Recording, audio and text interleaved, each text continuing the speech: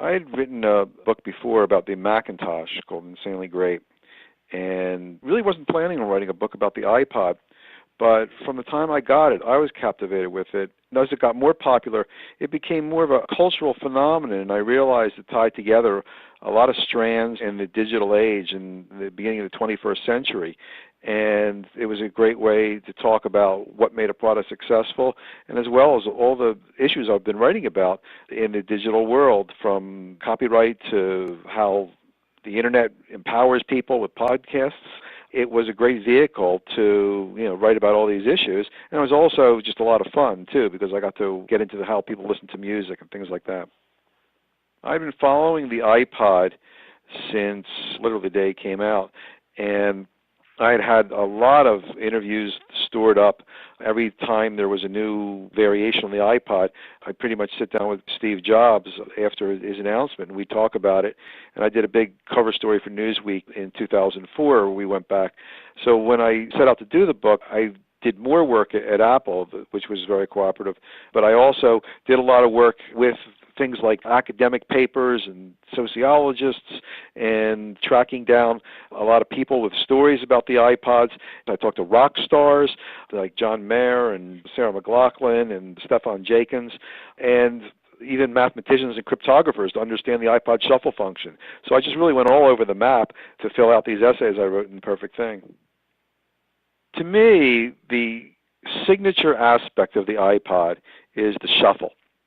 It was the thing which got me thinking the most. It was the thing which, when I shuffle my whole music collection, it adds novelty to it and surprise. Apple even built a whole model of the iPod called the Shuffle. It's a new way to listen to music. Not only that, it seems to me is a symbol for the digital age itself, because when we go on the internet, really, what we're doing is we're shuffling what normally was dealt to us in a pretty rigid hand. When we read news on the internet, we shuffle different publications. When we shuffle our shopping, instead of being physically locked to wherever we are to do our buying, we could go from one location in the world to somewhere else in a different continent within seconds. To me, the shuffle was not only an interesting phenomenon on the iPod itself, but really stood for basically the way we consume media in this age.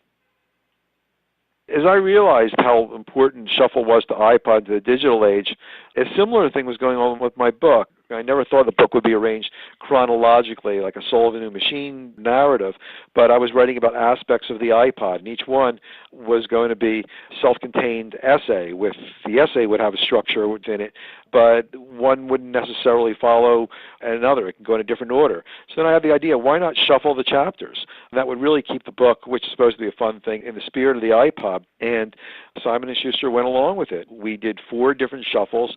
They were determined by literally putting the names of the chapters on ping pong balls. The first chapter is always the same. It's sort of an introduction. And then I had my son and my niece, to whom I dedicated the book, pick out the ping pong balls to determine the order. And we did a bunch of shuffles and picked the ones that I thought would be most fun for the reader. The iPod really is everywhere. You can't go into any kind of transportation conveyance, whether it's a bus, subway, plane, without seeing those white earbuds snaking from people's ears. In the gym, everyone's got one. And I just saw a study that said that a few years ago, 25% of people exercised to music. Now it's 75%. And it really has changed not only the way we consume music and the way we listen to music, and it's actually changed our environment. It's changed us in other ways, too, by getting us into the mode of shuffle, skip. I think it's altered just the way our brain works almost. I just saw a review the other day talking about the book. It says the iPod's changed the way we think.